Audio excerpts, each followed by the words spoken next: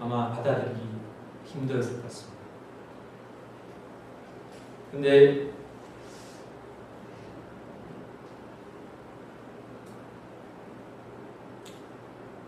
참 아버님은 그 예수님의 부탁을 3번 부인하다가 결국은 받아들이셨던 겁니다.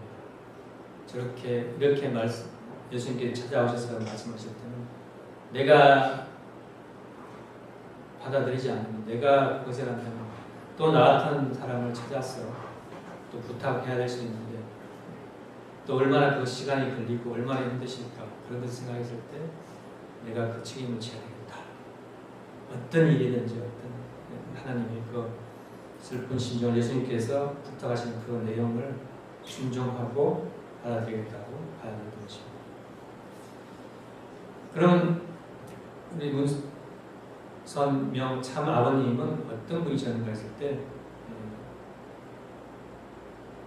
어릴 때부터 정이 많았다고 합니다. 정이 많았고 눈이 작아서 조금 눈이었는데 참 아버님의 어머님 무슨 때 하는 그 태코가 있잖아요. 태코가 어머님 태코가 오산댁이거든요. 그래서 오산댁 조금 눈이, 오산댁 조금 눈이라고 그렇게 불렸다고 합니다. 네, 눈이 작아가지고 아버님은 눈이 작지만 작은 눈으로 더 많은 그 세상에 그 보이지 않는 부분까지 볼 수 있다고 그런 말씀도 하시고 기억이 납니다. 그렇게 눈이 작고 또 하나의 별명이 어릴 때 이제 하루우리였다고 합니다. 하루우리. 옳다고 생각하는 것에 어긋나면 하루 종일 울었다고 합니다. 그래서 자기 고집을 꺾지 않기 때문에 하루 종일 울었다고. 대단한 고집이죠.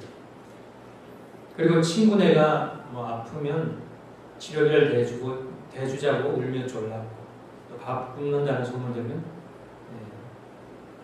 못 들으면 여기 나오네요. 동네에서 밥을 굶는 사람이 있다면 소문만 들리면 못 들었으면 몰라도 듣기만 하면 밤잠을 못 잔다고. 어떻게 도와줄까? 그래서 어머니한테 얘기하는 거예요. 그러면 어머니, 아버지도 너는 동네 사람까지 전부 다 먹여 살릴래? 그런다고. 그럴 때는 어머니, 아버지 몰래 쌀독에서 쌀을 퍼다가 주었어요.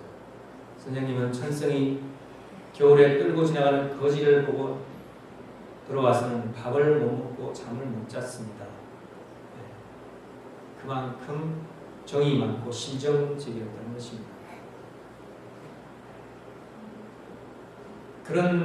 이런 분이셨는데 하나님 부모님을 알게 되고 또 십자가의 길을 가신 예수님을 더욱 사랑하게 됐을 때 기도 중에 영적으로 예수님을 만나게 되었다는 것입니다.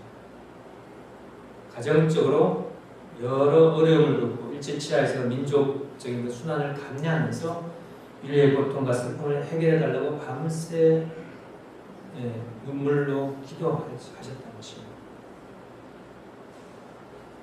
그런 가운데 아까 말씀드린 대로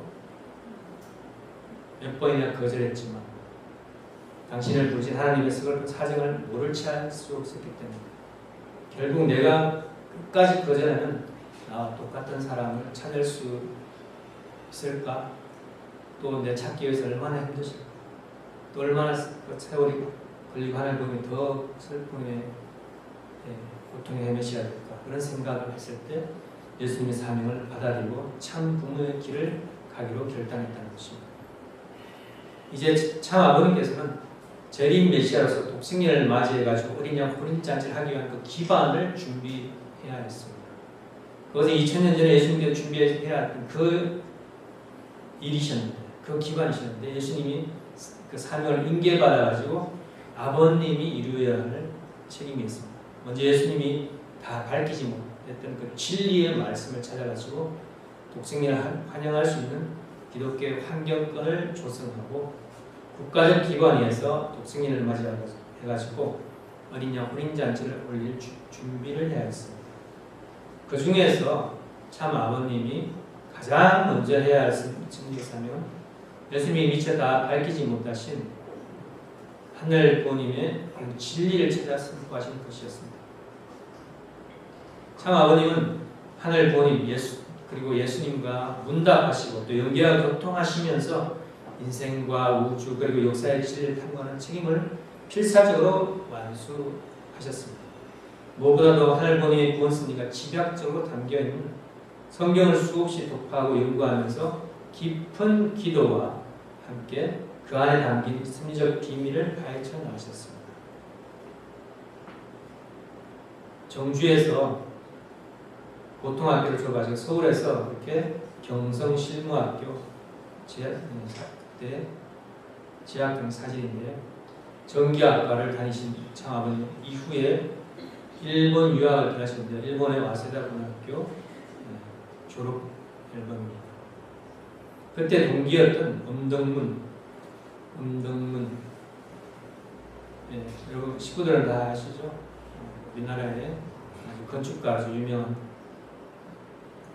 세종문화회관 예술회관을 설계하시고 롯데백화점 그 본관 그것도 설계하시고 많은 유명한 오래된 그 건물이 남아 있습니다.